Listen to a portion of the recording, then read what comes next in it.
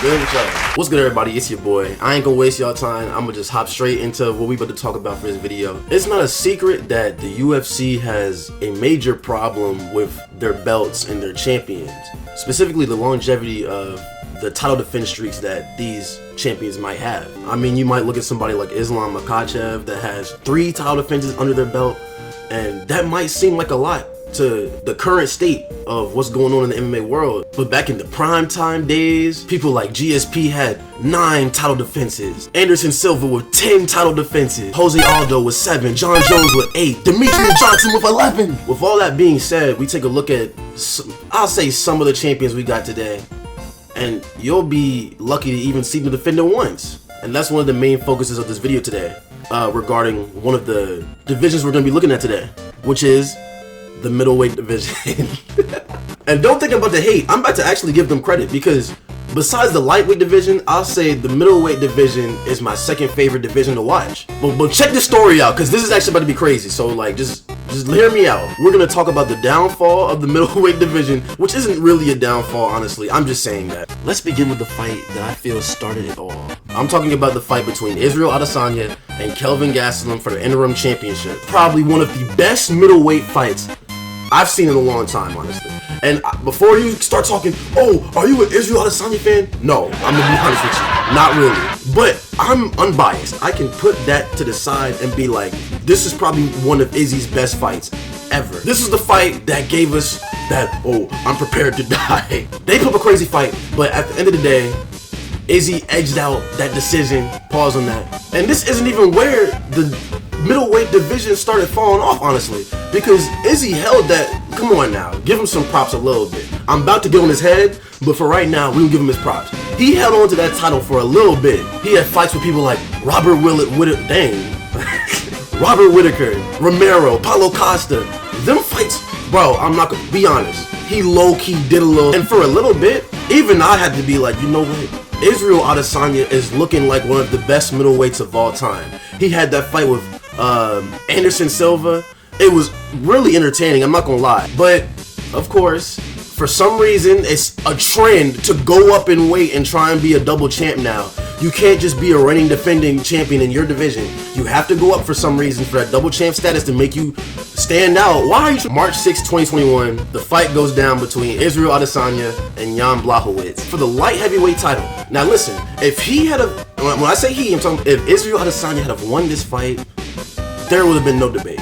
He would have gone down as one of the best middleweights of all time. You can say what you want about title defenses, and honestly, if he had won this and, you know, went on to come back down in his weight class and keep on doing what he was doing and actually getting wins and stuff, he would have been the GOAT. Middleweight GOAT right there. But, you know, Jan is a nightmare, bro. Nightmare matchup for my man. I'm not gonna lie. His wrestling was too good. I remember watching this fight and, like, first round I was like, you know what? Israel might have a chance. And then I saw him just get crushed up against the cage, and I was like, no, he's done. Eventually, you know, it was time for the decision. His hand didn't get raised, and I'm not gonna lie, this made Israel's aura go down a little bit, but not too. I mean, he lost to a light heavyweight, so I was thinking, all right, he can still come down back into his weight class and put some good work in. And that's what he was kind of looking like he was about to start doing. He had them fights with, you know, Vettori, Whittaker, again for some reason, Cannonier, and it was looking like he's unstoppable. This is when his hype was at the top. And as y'all know, Izzy unfortunately had a skeleton in the closet. That skeleton being Alex Pereira. Back in the day, they had some fights going on, I'm not gonna lie. Correct me if I'm wrong, but I'm pretty sure they had 2 fights, and both of them Izzy lost. Before the UFC, of course. When they, you know how the story goes. When they got in, you know, Izzy lost the first fight, and then he came back and won the second fight. But before the UFC, I'm talking about, Pereira was up. He was up on the scorecards. And they were selling this fight. That's what they were selling it as. Like, oh, this is going to be the biggest rivalry. Oh, you know what I'm saying? And that's why I'm calling Pereira the freaking Grim Reaper of the middleweight division. Because this was the start of the middleweight division's downfall. And I agree, this was one of the biggest rivalries of the modern era, and you could feel it. I'm not gonna cap. During the press conferences, you know, Izzy was just saying cringe stuff, and then over here, Alex was just locked in, and his aura was probably in the infinites. I don't know. Izzy's maybe like he's in the negatives right now. Finally, the fight came, and all eyes was on this fight. And I'm not gonna lie, I was thinking, you know, like because Izzy was doing so good against these other middleweights, I was thinking, you know, this is gonna be what cements the style bender as one of the best. And then I got a good look at Pereira, and I've noticed like he's like 3 times his size. But as they was walking into the ring, I was like, you know what? This still might be a W for my man's. Izzy lost. And social media blew up. I have never seen the public turn on a fighter so quickly. They went from saying, oh, Israel's gonna be the GOAT of the sport. He loses one time. Oh, he's washed. Oh, he was never good. He's overrated. I'm like, dang, like, I don't even like the dude. But like, golly, I feel like UFC starting to get like the boxing curse. It's like, you could be like 30-0. And if you lose one time, all of a sudden you're the worst fighter ever. I feel like that's what happened to Volk. Volk got knocked out once, and now people are saying he's washed. He was just pound for pound #1. But wait though, there's more. They have a rematch. You know what I'm saying? You know how it goes. They have a rematch. Izzy was on the fence. Pretend like he was hurt. Hit him with that right. It was a done fight. And this is when it was starting to be like, you know, like this wasn't a downfall. This was the start of it. Because after that, Izzy got his championship back. He's feeling like the man again. And he takes this fight with Sean Strickland. And I'm going to be honest with y'all. I could have just been like, oh, I knew Sean was going to come through. I'm going to be for real with y'all. Be honest with yourself, too. At the time of the fight, not the Sean Strickland you see right now. At the time of the fight, Sean Strickland was seen as maybe a B-tier fighter. He wasn't terrible. He wasn't bad. I would even say he was good, but he wasn't great, you know what I'm saying? Or seen as great, like Izzy was. People thought Izzy was going to beat him on the stand-up, so I was feeling pretty confident on putting my money on Israel Adesanya. Until the fight started, that freaking nuclear cross from Sean Strickland set the tone, and that's when I was like, alright, it's not looking too good. And as the fight progressed, them teeps were hitting, he was just outboxing Izzy, and it was just looking bad.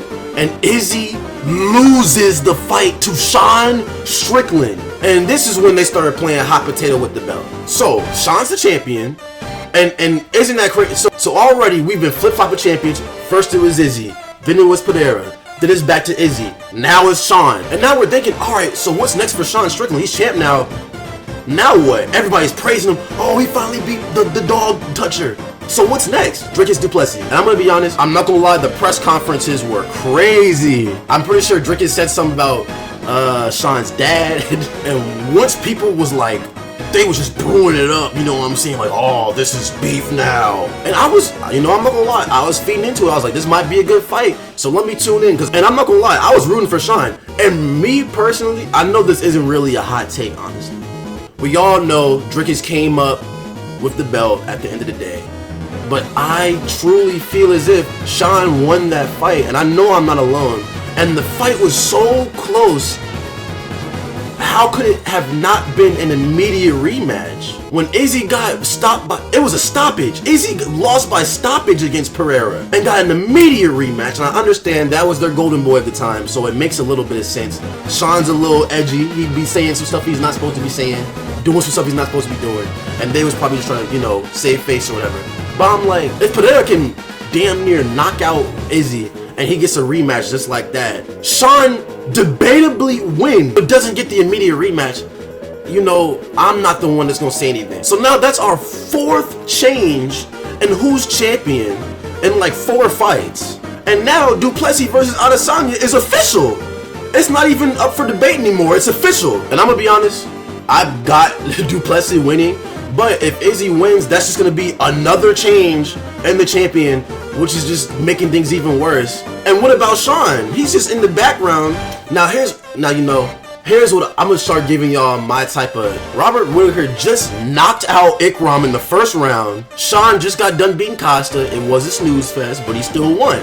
Depending on who wins versus Adesanya and Dricus, I believe, and y'all gonna get mad at me for saying this because I know y'all want to see Strickland get up in there immediately. I feel as if Strickland and Whittaker should just have a #1 contender fight. That, you know, eliminates everything. But I know what's gonna happen.